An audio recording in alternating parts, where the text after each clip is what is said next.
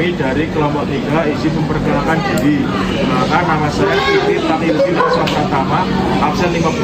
Perkenalkan, nama saya Fitami Abdul Raji, absen 19.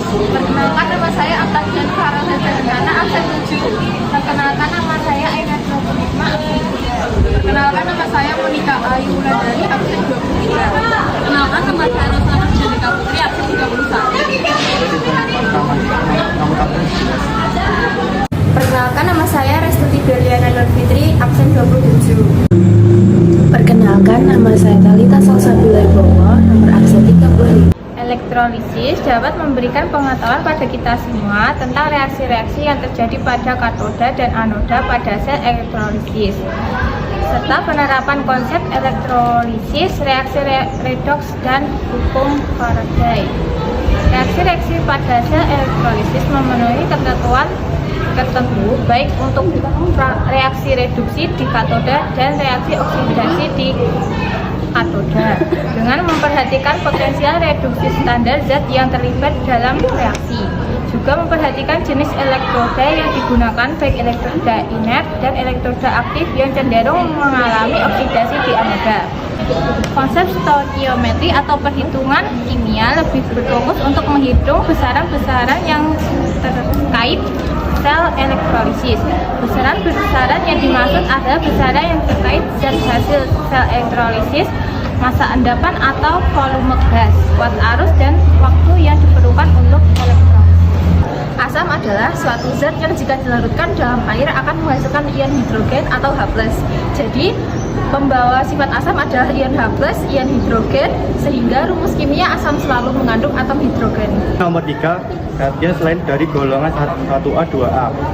Kation semua yang bermuatan positif, contohnya Al, Zn, Cu, dan Ag. Kation dari garam selain dari golongan 1A, 2A. Reaksinya ada dua. Yang pertama, Lx plus tambah Xe menjadi L. Yang kedua, Zn2 plus ditambah 2E menjadi Zn. Kationnya dari golongan 1A, 2A, Al, dan Mn. Kation dari larutan yang mengandung ion golongan 1A, 2A, 3A, dan Mn2+, dalam bentuk larutan tidak mengalami reduksi.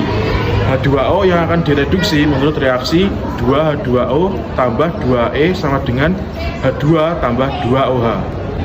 Kation Lx plus dari lelehan garam 1A, 2A, 3A terjadi reduksi kation garam tersebut. Reaksi Lx plus Xe menjadi L. Elektrode inert Au PTC yaitu elektrode yang tidak ikut bereaksi. Elektrode tidak inert selain Au PTC yang akan teroksidasi pada anode.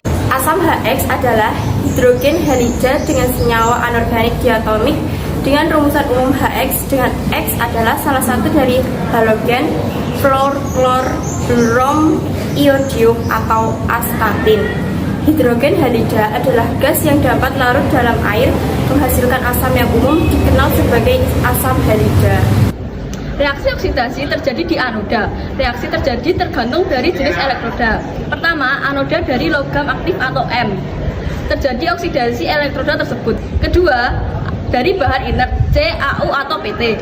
Terjadi oksidasi anion atau molekul air dengan ketentuan yang berada dalam larutan. Pertama, jika anion dari larutan garam halida atau X-men, terjadi oksidasi anion tersebut. Kedua, jika anion beroksigen seperti SO42-men, NO3-men, CO32-men, PO43-men, maka reaksi oksidasi air. Yang ketiga, jika anion dari basa atau OH-men, maka oksidasi ion OH-men tersebut menghasilkan oksigen. Yang terakhir yaitu reaksi oksidasi di anoda dari bahan inert dalam larutan basa atau OH-. Terjadi oksidasi anion atau molekul air dengan ketentuan yang berada dalam larutan basa atau OH-. Jika anion dari basa atau OH-, maka oksidasi ion OH- tersebut menghasilkan oksigen. Contohnya dalam larutan NaOH, di mana berdasarkan tabel potensial reduksi, maka ion OH- yang akan teroksidasi karena nilai E0 OH- lebih kecil daripada E0 air